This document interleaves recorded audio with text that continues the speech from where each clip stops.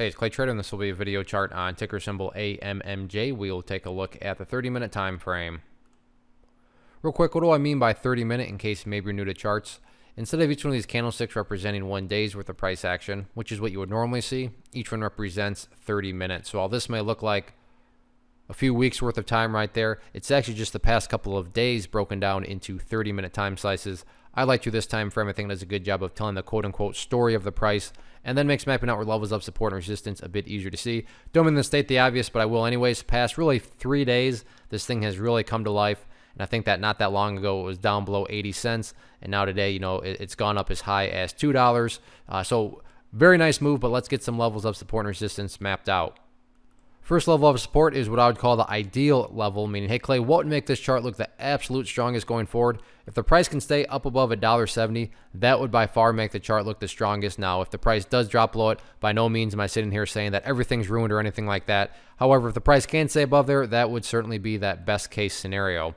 Next level of support is just the previous breakout point, and that sits down here at $1.55. So $1.70, $1.55. And then from the overall chart perspective, the overall trend perspective, it's all about that purple line there, which is the 50-period simple moving average.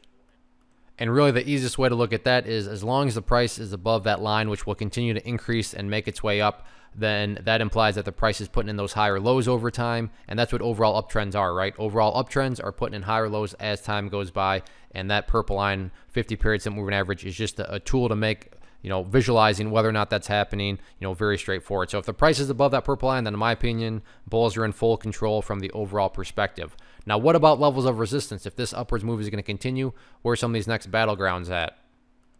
Really the big one going into tomorrow, and this will mean a little bit more to those of you that were watching level 2s today, but whenever the price got right up around that $2 range, I'm not going to, I guess I can count about 5 times.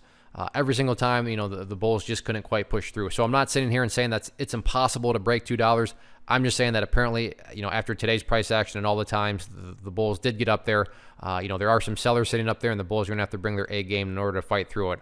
All in all, though, another good solid day, so it'll be interesting to see how this week continues to unfold. One of the most popular questions I get is, hey Clay, how do you find the stocks that you trade? So what I've done is put together this free resource guide where I talk about the tools that I use to locate stocks that I find interesting and think may have potential.